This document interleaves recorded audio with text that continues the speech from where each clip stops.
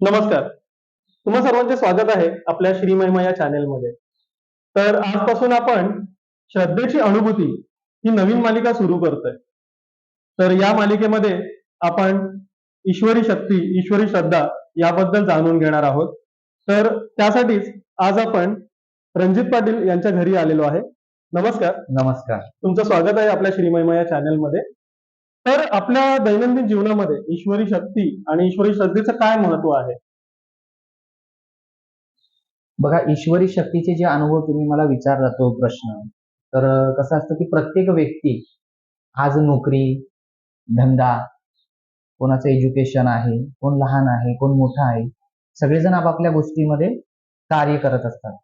परंतु प्रत्येकाच्या जीवनामध्ये अडचणी, प्रॉब्लेम, दुःख, त्याच्यासोबत सुख ह्या सगळ्या गोष्टी येत असतात. परंतु सगळ्या गोष्टी जसे हृदयाचे हार्टबीट सेम नसतात, सारखे नसतात. तसं प्रत्येकाच्या व्यक्तीचा सुख दुःखाचा जीवनामध्ये पारिग्राह वर खाली हा होत असतो.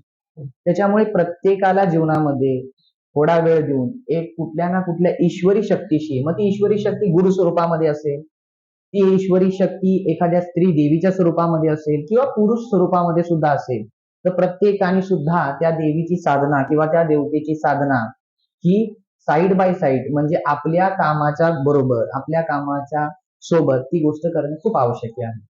अच्छा. तर म्हणजे आता प्रत्येकाला कसं आहे, की दैनंदिन जीवन जगताना प्रत्येकाला काही ना काहीतरी अडचण येतात. काहीतरी अनुभव येतातच. अ, जसा मला एक अनुभव आहे. तर प्रेक्षकांनो मला तुम्हाला सांगायला खूप हे होतं, की मला स्वतःला एक अनुभव आलेला होता, की मी ठाण्याला बाईकवरती होतो, बाईक चालवत होतो. माझी वाईफ सुद्धा माझ्यासोबत होती. तर ते चालू असताना, मी गाडी चालवत असताना मला रणजित भाऊंचा फोन आला. पण मी गाडी चालवत होतो त्यामुळे मी फोन तो रिसीव्ह करू शकलो नाही. तर माझ्या बायकोने तो फोन रिसीव्ह केला त्यांचा आणि त्यांनी मला तेव्हाच त्या क्षणी लगेच गाडी स्लो करायला सांगितलं, नाहीतर साईडला थांबवायला सांगितलं. तर आणि ते जेव्हा घडलं, की मी गाडी स्लो केली, थोडं साईडला घेतली गाडी आणि 2 मिनिटानंतरच एक कार मला क्रॉस करून गेली खूप स्पीडमध्ये. तर आत्ताही माझ्या अंगावर काटे येतात खरं तर ते सांगताना. कारण की तो जो अनुभव होता, की अ, भाऊंचा मला संकेत मिळणं, की नाही गाडी थांबव आणि ते सर्व घडलं. जर मी त्याच स्पीडला असतो, तर माहीत नाही काय घडलं असतं. असतो, नसतो या जीवनात असतो किंवा काहीतरी जास्त घडलं असतं. तर मग तो अनुभव आला. मग आणि तेव्हा जाणवलं नाही खरंच, की या गोष्टी खरंच खूप आपल्या आयुष्यात महत्त्वाच्या आहेत, मॅटर करतात.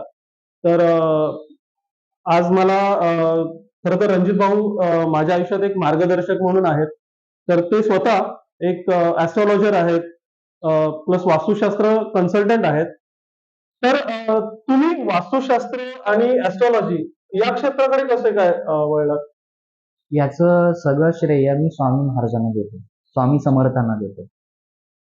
कारण ऍक्च्युली असं होतं की मी सुद्धा कुठं गुरूंची भक्ती, देवभक्ती करणारा व्यक्ती नव्हतो.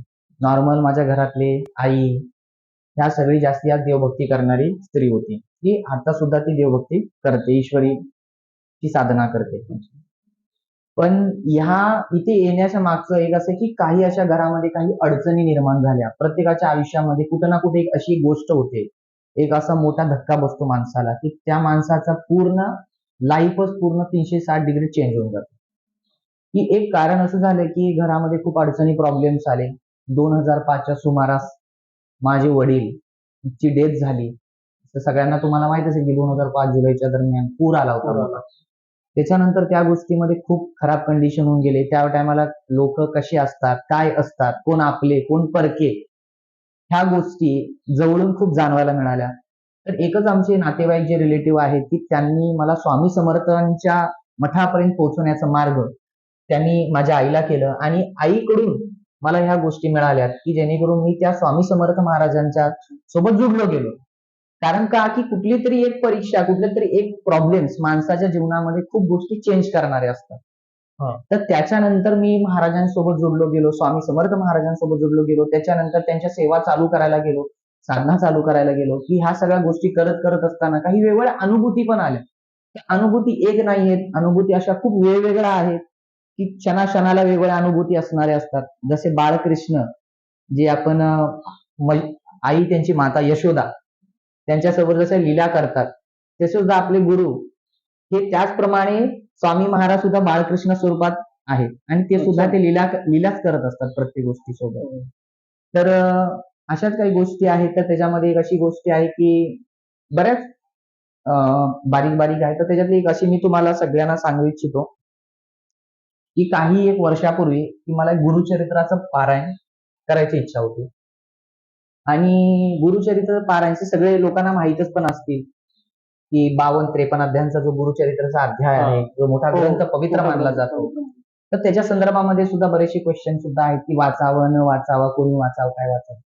तर त्या संदर्भामध्ये आम्ही वाचायची इच्छा झाली होती. एक आपण त्या घरामध्ये आपण बसूनच आपण हा पारायण केलं होतं. त्या पारायणामध्ये पण सुद्धा की त्यावेळेला की अशी घटना घडली की पारायणाचे बरेच 7 दिवसाचं पारायण. त्या पारायणामध्ये शेवटच्या 7व्या दिवशी आणि गुरुवारचा वार, अच्छा. त्याच्यामध्ये त्या गुरुवारच्या वारामध्ये माझ्या मठामध्ये आमची प्रसादाची वेळ आणि आरतीची वेळ होती आणि त्या टायमाला माझा दिवस होता आणि अचानक पाऊस पडणं आणि माझं गुरुचरित्राचा पाठ पूर्ण झाला होता आणि त्या दरम्यान की एक श्वान जे दत्त रूपामध्ये अच्छा. जे ब्रह्मा विष्णू महेश यांचा अवतार स्वरूप आपण जे म्हणतो हा. की एक बारक छोटस श्वान जे माझ्या दारासमोर आलं होतं आणि हे श्वान असं होतं की आजपर्यंत ना मी त्याला बघितलेलं होतं ना कधी त्याला मी नंतर सुद्धा बघितलं.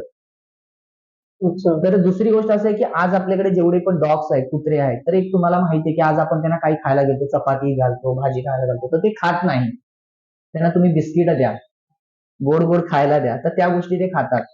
तर ह्या गुरुचरित्राच्या पारायणच्या नंतर ज्यावेळेला माझं गुरुचरित्राचं पारायण संपलं गेलं, अच्छा. त्यावेळेला ते दारासमोर माझ्या कुत्रा आलं, डॉग आलं आणि अशा ठिकाणी की ते उंबराच्या दोन्ही उंबऱ्यावरती पाय ठेवून उभं राहिलं की जेणेकरून की मला काहीतरी तुझा प्रसाद मला मिळू द्या. अच्छा. हे माझ्या घरच्या सगळ्या लोकांनी पाहिलं की ह्यांना काहीतरी हवं आहे आपल्या घरातून.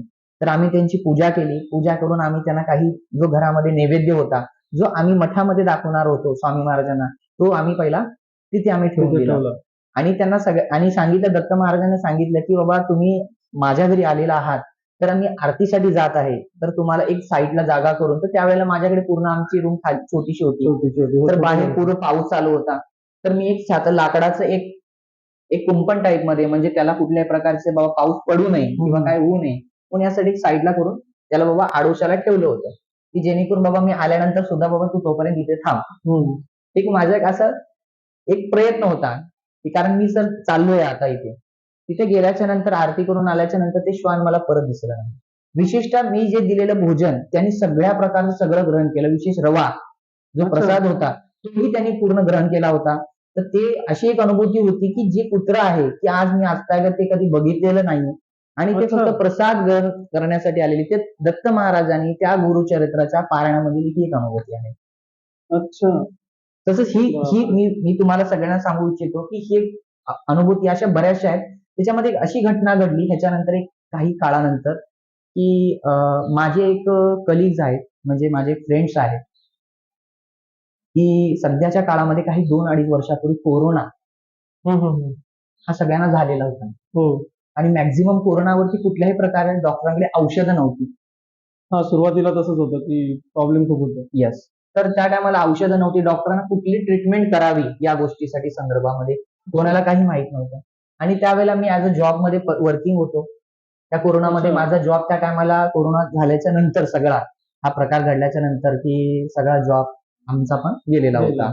तर त्यासाठी एक मी जॉबच्या वर्किंग डेला म्हणजे जॉबसाठी मी बाहेर ट्राय करत होतो. त्याच दरम्यान मला माझे जे क्लायंट्स आहेत तर त्यांचा मला फोन आला इन द सेन्स मी असं म्हणता येईल की माझी ती परीक्षाच होती की जे स्वामी महाराज माझ्याकडून ती परीक्षा घेत आहेत. तर ती परीक्षा कशी होती की मी जॉबच्या ट्रेनिंगला किंवा त्यासाठी चाललो इंटरव्ह्यूला आणि मला त्यांचा फोन येणं. तर फोन यासाठी येणं की त्यांची जी बहीण आहे तर त्यांचे जे हसबंड तर त्यांना खूप मोठ्या प्रमाणामध्ये कोरोना डिटेक्ट झालेला होता आणि एवढा कोरोना होता की त्यावेळेला ट्रीटमेंट करण्यासाठी कुठलेही डॉक्टर त्यावेळेला उपस्थित नव्हते किंवा त्यांना ते रिसिव्ह करायला तयार नव्हते.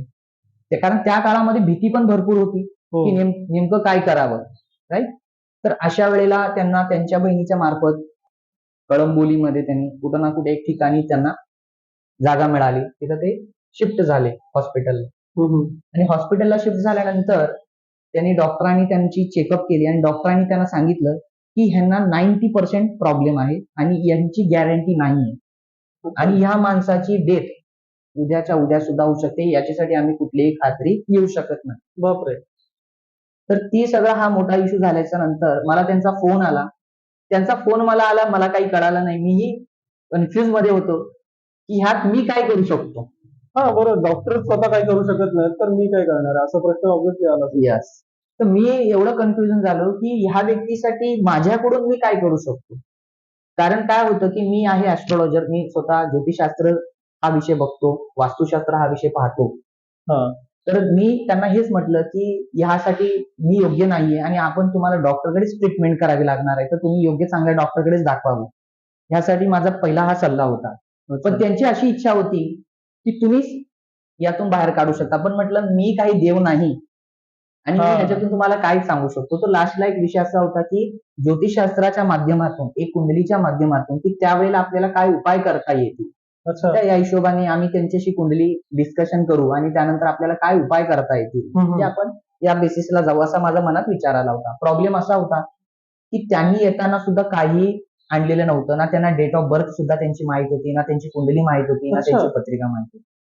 मग हे सगळं जर नसेल डिटेल तर काही बघताच येत नाही ना. हा, काही बघता येत नाही. जर समजा तुमच्याकडे कुंडलीमध्ये डेट ऑफ बर्थ नाहीये, टाइम नाहीये, हा. आणि वेळ नाही, तर तुम्ही कुंडली त्या माणसाची काय ग्रह आहे सध्याच्या कंडिशन मध्ये आणि आपल्याला काय उपाय करता येईल, आपण त्या जागेमध्ये पोहोचू शकत नाही. हा. कारण ज्या माणसाला कोरोना झाला होता तर त्या माणसाची ग्रहाची स्थिती काय होती, तर आपल्याला ते कळण्यासाठी कुंडली ही मस्त आहे. हा. मग त्याच्यानंतर त्यांनी असं मला सांगितलं की, आणि त्यावेळेला एवढे फोन येत होते की कुठे तुम्हाला घरातून परत बाहेर जाताना हँड वॉश करा, कोणाला तुम्ही भेटला तर पहिला हँड वॉश करा, हो हो, बाहेरून आलं तर पहिलं आंघोळ करा. या एवढ्या सगळ्या कंडिशन, त्यातून त्या इंटरव्ह्यूला मी गेलो तर त्यानंतर त्या स्त्रीचे, बाईचे, माझे जे क्लायंट्स होते त्यांचे सातत्याने फोन येत होते. आणि ठीक आहे, मग मी त्यांना म्हटलं की मी घरी पोहोचल्याच्या नंतर मी तुम्हाला कॉल बॅक करतो या गोष्टीवरती. मी घरी आलो, आंघोळ केली, कॉल बॅक केला आणि त्यांचं सविस्तर सगळ्या गोष्टी आम्ही ऐकल्या. ऐकल्याच्या नंतर त्यांना मी सांगितलं अशा अशा गोष्टी आहेत. तर त्यावेळेला त्या क्षणी माझ्या मुखातून अशी गोष्ट बोलली की जे आजपर्यंत कधी कोणाला बोललो नाही. का बोललो मला माहित नाही. तर असं बोललो गेलो की म्हटलं की महाराजां, ज्या वेळेला तुम्हाला माणसाला प्रॉब्लेम येतो त्यावेळेला स्वामी महाराज दिसतात, आणि ज्या वेळेला आपले सगळे संकट आणि प्रॉब्लेम दूर झाले तर लोक देवाला सुद्धा आणि ईश्वरी शक्तीला सगळ्यांना विसरतात. तर मी त्या व्यक्तीला ह्या शब्दामध्ये बोललो गेलो, आणि म्हणजे याचा अर्थ असा का की महाराजांनी तुमचे प्रश्न का सॉल्व्ह करावे, एक रिझन असं होतं. पण त्यांनाही असं वाटत होतं मी या गोष्टीला मी बोललो गेलो, त्यावेळेला का बोललो गेलो मला काही कल्पना नाही. लास्टला मला याचं आन्सर कळालं, ते मी तुम्हाला शेवटला सांगितलं. तर त्याच्या सांगितल्याच्या नंतर मी त्यांना एक सांगितलं की तुम्हाला जे आहे, एक तर त्या टायमात असं होतं की आपल्याला कुठली विभूती या कुठली तीर्थ आपल्याला काही देऊ शकत नव्हतं, कोणाला भेटायचं होतं काहीच नव्हतं. तर त्यांना एक सांगितलं की तुम्ही आता सरळ तुमच्या बहिणीला घेऊन स्वामी मठात जावे, महाराजांना तिथं गाराणं घालावं आणि ती सगळी कंडिशन सांगावी. आणि दुसरी गोष्ट अशी होती की मी त्यांना एक वाक्य असंही बोललो होतो की तुम्ही मला उद्या कॉल करू नये. अच्छा. हा, मी त्यांना एक सांगितलं होतं की तुम्ही मला उद्या कॉल करू नये, की उद्या मी बिझी असणार आहे एका कामामध्ये, एक वास्तू व्हिजिट मध्ये असणार आहे, तर त्याच्यामुळे मी त्या व्हिजिट मध्ये असताना सहसा कोणाशी मी बोलत नाही. तर त्या क्लायंटशी आणि माझं होतं आणि ती इमर्जन्सी केस होती माझ्यासाठी त्या दरम्यान. आणि त्यांना एक सांगितलं होतं की मी काही तुम्हाला त्या बदल्यात एक सेवा देतोय, ते तुम्हाला करायचंय. पण ती सेवा अशी होती, ना मी कोणाला सांगितलेली, ना मी कधी ती सेवा ऐकलेली. मला जे संकेत किंवा मला ज्या जाणवल्या गोष्टी ते मी त्यांना सांगितलं की असं असं करायचंय आणि ह्याच गोष्टी करायच्या आणि एवढंच करायचं. अच्छा. आणि जोपर्यंत ते क्लिअर होत नाही तोपर्यंत हे बंद करायचं नाही. अच्छा. तर एक चमत्कारी गोष्ट अशी झाली, ही चमत्कार गोष्टीपेक्षा जी दुसरी चमत्कार गोष्ट की त्या व्यक्तीचा, म्हणजे आज त्यांनी मला फोन केला. अच्छा. संध्याकाळपर्यंत, कालच्या संध्याकाळपर्यंत त्यांना ऍडमिट केलं होतं. दुसऱ्या सकाळी त्यांनी मला फोन केला. तर त्यांनी एवढ्या आनंदाने फोन केला, एवढे खुश होऊन फोन केला. त्यांनी मला एकच सांगितलं की मी तुम्हाला फोन करणार नव्हते, पण एक गोष्टच अशी घडली की मला तुम्हाला फोन करावं लागलं. मी म्हटलं अच्छा. असं काय घडलं बाबा, की मी पण 2 मिनिटं त्या गोष्टी ऐकत बसलो. तर ती गोष्ट अशी होती की समोरून त्यांना डॉक्टरांचा फोन आला हम्म. आणि तुमचा जो पेशंट आहे तो तर रिकव्हर झालाय, पण ज्या स्त्रीला तुम्ही जी सेवा सांगितलेली आहे त्याच दिवशी महाराज त्याच्या स्वप्नात गेले होते. अरे बापरे. त्याच दिवशी महाराज त्या बाईच्या स्वप्नात गेले आणि हात वर करून त्यांनी सांगितलं, भिऊ नकोस, मी तुझ्या पाठीशी आहे. ही रात्रीचा संकेत, त्यांना जो आलेला दृष्टांत, त्या बाईचा आलेला दृष्टांत, त्यांच्या बहिणीला आलेला दृष्टांत आणि सकाळी डॉक्टरांचा फोन येणं आणि तुमचा पेशंट ओके आहे आणि तुमचा पेशंट आता रिकव्हरीवर आहे अच्छा. आणि खूप चांगल्या पद्धतीने रिस्पॉन्स करत आहे, की त्या दिवशी अगोदर सांगितलं होतं की डॉक्टरांनी या व्यक्तीची गॅरंटी नाहीये आणि आज त्यांनी दुसऱ्या दिवशी सकाळी फोन करून सांगणे की तुमचा पेशंट रिकव्हर आलेला आहे, ओके झालेला आहे. तर ही खूप चमत्कारी गोष्ट माझ्यासाठी होती. खरंच हा अनुभव खरंच चमत्कारिक आहे. आणि हा चमत्कार महाराजांनी, हा चमत्कार त्या स्त्रीला न दाखवता, याचं आन्सर एक असं होतं की महाराज लीला कशा करतात, की त्याच्यानंतर त्यांना 2-3 डॉक्टर त्यांना पाठवले गेले त्यांच्या ओळखीतले. त्यांनी चेक केलं, पाहिलं त्या पेशंटला ओके आहे, रिकव्हर आहे. त्यांना 10-15 दिवसानंतर घरी आणण्यात आलं. घरी आणल्याच्या नंतर त्यांना गोळ्या औषधं त्यांना चालू होते आणि मी त्यांना सांगितलं होतं की ह्या जोपर्यंत सेवा होत नाही आणि असं मला जाणवलं होतं की घरी जाण्याच्या अगोदर तुम्हाला काळभैरवनाथाच्या मंदिरात दर्शनाला जायचं आहे. अच्छा. हा, असं मला जाणवलं की त्या हिशोबाने मी त्यांना सांगितलं होतं आणि जोपर्यंत हे पूर्ण होत नाही तोपर्यंत यांना घर सोडायचं नाही. ज्या मी सांगितलेलं आहे त्या सेवा पूर्णपणे जोपर्यंत होत नाही तोपर्यंत यांना सोडायचं नाही आणि जाऊ द्यायचं नाही, कितीही बरे झाले तरीही. अच्छा. आणि काही दिवसानंतर मला त्यांचा फोन आला की पेशंट रिकव्हर आहे, ओके आहे आणि त्यांना तुम्हाला भेटायचं आहे. मी म्हटलं मला का भेटायचं आहे? ते बोलले की मार्गदर्शन जे तुम्ही केलं आणि आज ही कंडिशन आहे तुमच्यामध्ये. म्हटलं माझं काही नाही, मी निमित्त मात्र आहे.